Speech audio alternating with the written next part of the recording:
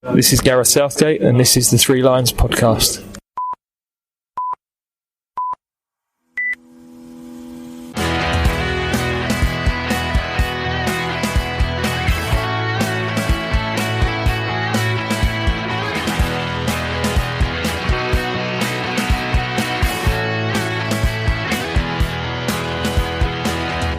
Hello and welcome to the Three Lions podcast. My name is Russell Osborne and this is an independent England football supporters podcast. One that's been proudly going since 2017. Wow.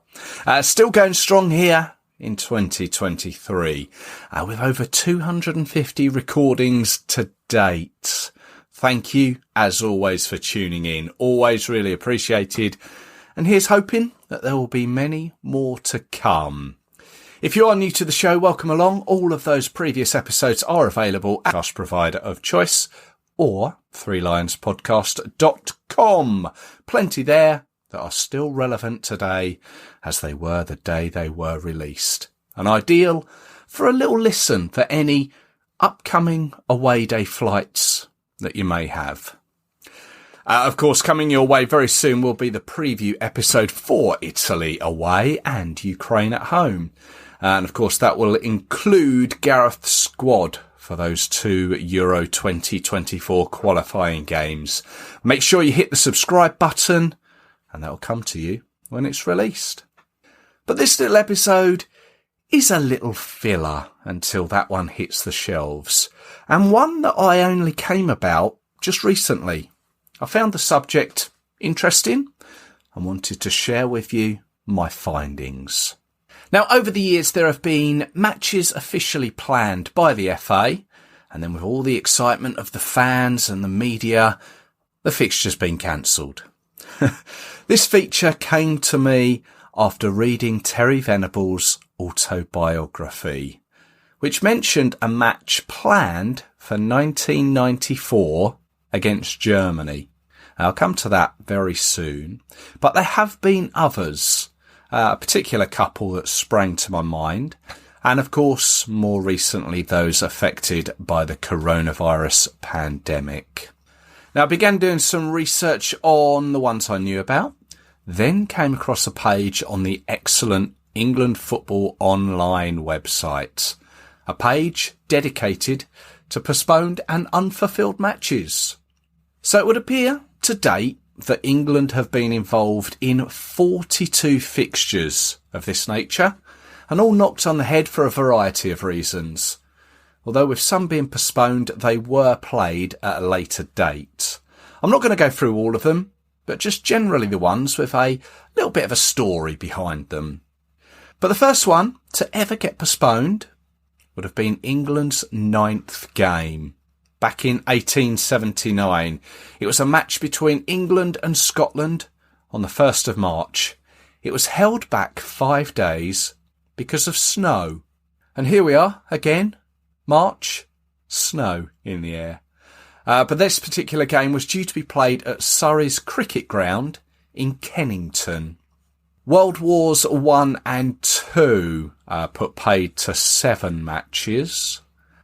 And fog has been the cause of 3 postponed matches. Firstly, there was a match between England and Switzerland in 1948. That was due to be played at Arsenal's old Highbury Stadium. The game was played the following day. In 1975, a Euro 76 qualifying match against Czechoslovakia in Bratislava went ahead for 17 minutes. But abandoned whilst the score was still 0-0. Again, this was played the following day. Now, it would appear that the game began from the start, rather than the 17th minute where it had been stopped the day before. England went 1 up, but eventually lost 2-1. Then probably the most famous fog-related England game was in November 1979. Bulgaria came to Wembley for a Euro 80 qualifier, only for fog to once again be the cause of the delay. This was to be the first ever Wembley match to be postponed. It was played the following day, although without Kevin Keegan. as he had to return to Hamburg. However, it was the start of Glenn Hoddle's senior international career, in a match that he scored in. Hawkins. Francis, and here's Hoddle. Well, you won't believe this, but he said to me before the match, it could be I'll get one. You remember the goal that we showed in midweek for Tottenham against Manchester United? What a delight for Glenn Hoddle. And what confidence with that one. Spooned up with the side of the foot into the roof. Just look at it. And that one he hit first time. December 1989, England was scheduled to play the Netherlands at Wembley. Now, this one was postponed on government advice due to the threat of hooliganism. Back then, both nations at the time had high-profile issues with football disturbances, either on or off the terraces. So a game against Yugoslavia was hastily arranged to be played on the same date, and one that England won 2-1. Now, this is where it starts to get a little odd. 1994, and England were now under the stewardship of Terry Venables, and had already beaten European champions Denmark in his first game. This was to be followed up with a fixture against the then World Cup holders Germany, scheduled for the 20th of April 1994, in the Olympia Stadion in Berlin. Now, in the programme for that Denmark game, there is a page feature on the FA England Travel Club that mentions the fixture, and a handling operator for the Football Association by the name of Gateway UK Limited. They were offering coach trips for £99 return and £199 for a return charter flight, that from Gatwick to Berlin Airport. But with that was a £10 compulsory travel insurance charge, which would turn out to come in handy. The fixture was announced, flights were booked, tickets were sold, 60,000 no less.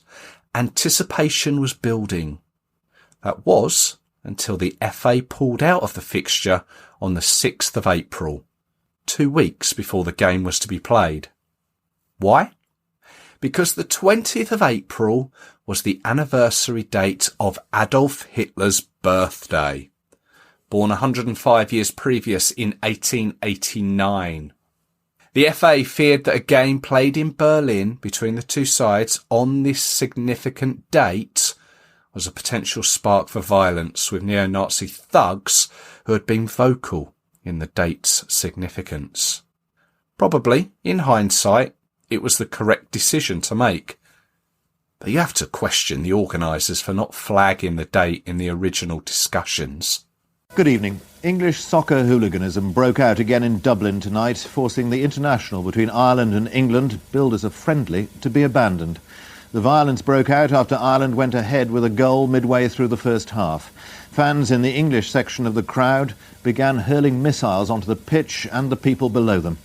The future of the European Championship finals, which are due to be played in England next year, could now be in doubt. Chants of no surrender to the IRA could be heard coming from the English fans' enclosure, followed quickly by a hail of missiles onto the Republic supporters massed below them. A stadium designed for more placid rugby union enthusiasts, yielding a plentiful supply of breakable pieces of seats to be used as weapons. The Irish police had been warned by their English counterparts of the likely presence of up to 40 known troublemakers. In the event, there appeared to have been many times more, and the Gardaí, unused to such behaviour, seemed slow to react. Some 15 minutes later, the police took the decision to abandon the match. Those responsible sickeningly proud of their achievement, the defiant salutes seemingly confirming the presence of right-wing fanatics. Wednesday, 15th of February 1995. One of England's darkest days. It was Terry Venables' first away game. It was away to Ireland in Dublin. And as I've already mentioned, a couple of games that have previously been cut short due to fog and were played the following day. However, this particular game was famously abandoned after just 27 minutes. In truth, it's probably a game that could have an episode dedicated to it in its entirety, but that would probably glorify it more than it needs to be, as it was an incident that caused shockwaves across the country for days and weeks afterwards, and came close to England losing the hosting rights to Euro 96. England were given in the region of 4,000 tickets. However, a large hooligan element and BNP members travelled across the Irish Sea and chanted political songs from the upper side stand of Lansdowne Road. Thanks to a David Kelly goal, Ireland were leading by a 0-0 before trouble in the England section began. Fans began throwing objects down from the stand onto the supporters below. It was this that forced the referee and the police to call the match to a halt. Despite the game coming to an abrupt stop after less than half an hour, the game is still classed as an official fixture and the players were awarded their caps for it. Move forward to 2011 and a couple more fixtures that bit the bullet. On the 10th of May 2010, the Guardian newspaper announced that England would be playing away to Thailand in Bangkok, to be played on June the 7th, 2011, shortly after a Wembley qualifier against Switzerland. And it came about as a match to commemorate the 65th anniversary of the Thai King's accession to the throne. It would have been the first senior fixture between the two nations and one the FA had pinned a lot of hope of reciprocal support for their bid for the 2018 World Cup. Now at the time, the Thai national team were being managed by Brian Robson, a position he had minimal success with. He was contracted to the Thai FA until the 2014 World Cup. They didn't make it that far, and Robson resigned in June 2011. But back to the fixture. Potentially coming so soon after the end of a Premier League season, understandably, managers weren't so happy for their players to be travelling so far. Come December, shortly after the 2018 World Cup hosts were announced, the fixture was pulled. The FA citing that the players needed a rest that would follow a gruelling season. But it's widely thought that the Thai football president didn't back the FA's bid. This would cause the then acting FA chairman, Roger Burden, to quit the post. But because of the advanced warning of the fixture being announced, many England fans took the plunge and arranged flights and accommodation, obviously at great expense. But many fans continued with the trip, using it as an opportunity to go and see a part of the world that perhaps they wouldn't have. Interestingly, there was no official mention of the fixture in any official England matchday programmes preceding the game, and there was nothing mentioned in Free Lions, the England fanzine. But all in all, it was a very embarrassing situation for the FA. This is BBC News, the headlines at 2 o'clock. Police struggle to contain the violence after a third night of riots. They describe it as the worst in current memory. One man has died after being shot during the rioting, which has now spread from London to other major cities. Later on in 2011, August, England was scheduled to play the Netherlands in a pre-season friendly at Wembley on the 10th. The 6th of August had seen the start of a series of riots in London and across wider towns and cities in the country. It lasted until the 11th. 5 people died, buildings were set ablaze, and various shops were looted in massive civil unrest.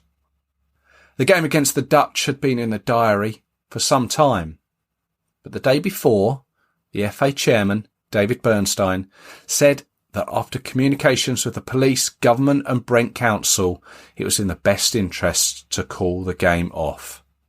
Ghana also had a match against Nigeria, due to be played at Watford's Vicarage Road. That was called off too, along with various Carling Cup matches. The game was eventually played on the 29th of February the following year, 2012, and the programme notes from that game read, The Dutch roll into Wembley 7 months after they were originally scheduled to face the Three Lions. The friendly had been slated for the 10th of August 2011, but after a chaotic few days of rioting across the capital, the fixture was cancelled amid safety fears. In charge of England that day, in his one and only time as caretaker manager, was Stuart Pearce. He couldn't inspire England as they went down 3-2. This despite Ashley Young equalising a minute into injury time, only for Iron Robin to go up the other end and win the game for the Dutch. A game being postponed because the stadium roof wasn't shut isn't really an excuse you're likely to hear too often. But here we are. Tuesday the 16th of October 2012, England were away to Poland in Warsaw in a 2014 World Cup qualifier. As the 2,000 England fans who were there, myself included, will remember, the rain that day was heavy and persistent. Kick-off was scheduled for 9 p.m. local time, all under the eye of an all-Italian refereeing team. They chose not to have any sort of pitch inspection, and the Polish organisers chose not to shut the roof on the new 400 million state-of-the-art stadium. But eventually the referee came out to throw a ball about, and much to the amusement of the fans in the stand, the ball didn't travel far. And whilst we were all waiting for an official announcement, a couple of Polish fans ran on the pitch and slid about on their bellies. Such was the poor communication that day in the stadium. The England fans, high up behind the goal, received clarification that it was off from messages received from home, from those that were watching on ITV, and Adrian Charles confirming what we already knew. Incidentally, Gareth Southgate was sat in the ITV studio that night. Oh, something seems to be happening here, Roy. There's, I wonder what's he doing? He's not bouncing the ball again. How's he going to have changed? No, it's not one bounce. The roof hasn't been shut. The rain's kept falling. What kind of miracle is he hoping has come to pass? Help me, Roy. What's going on, Roy? Go down and sort them out. You can get them sorted. Oh, the referee's a clown because he was late. He was late coming out in the first place. He was last out onto the pitch. He should have been first out checking because the rain has been coming out for the last 2 or 3 hours.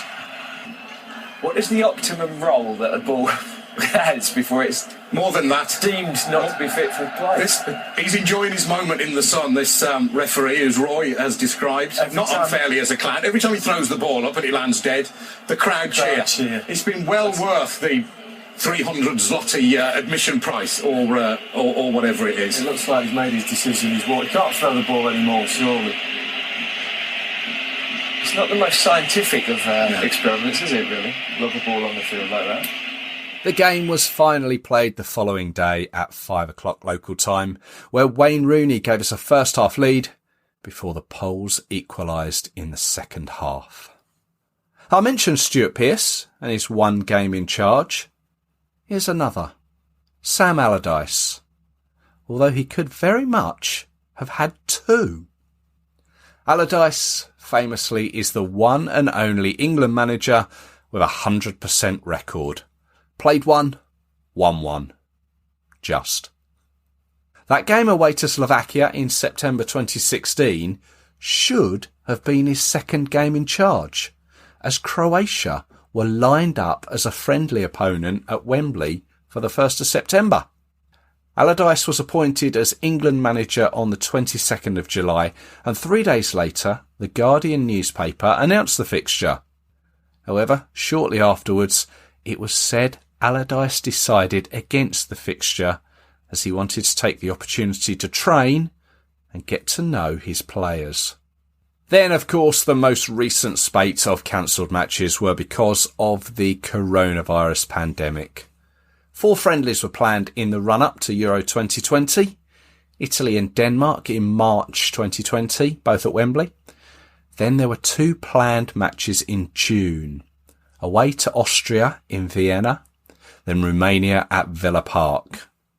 The latter 2 were eventually played, almost a year to the day later, both in front of a reduced capacity Riverside Stadium in Middlesbrough. and both were won by a 0-0. Then, of course, Euro 2020 was postponed by a year. But in between that was a fixture scheduled against New Zealand for November. It was always going to be a fixture with complications. In the end, quarantine issues scuppered the game. Fortunately for match-going fans, they weren't going to be affected, as it was due to be played behind closed doors. In fact, at the time, I recorded an episode in advance of the fixture with a former New Zealand player who had played against England previously. You can find that at your podcast provider of choice or threelionspodcast.com. It's episode 118. So there we go. As we all know, games sometimes do become a cropper. But fortunately, as England fans, we've not had to experience too many of them. And hopefully, we won't have too many more in the future. So as I say, just a short one, but one I hope you'll have found interesting. Don't forget, if you've got an idea for a future episode, feel free to let me know. I'm on Twitter, Facebook, Instagram. Just search 3 Lions Podcast. Send me a message. Or if email is your thing, 3lionspodcast@gmail.com. And as I mentioned at the top of the show, the next episode will be the Italy-Ukraine preview. Hope you can join me for that one. So until then, take care of yourselves. Cheers.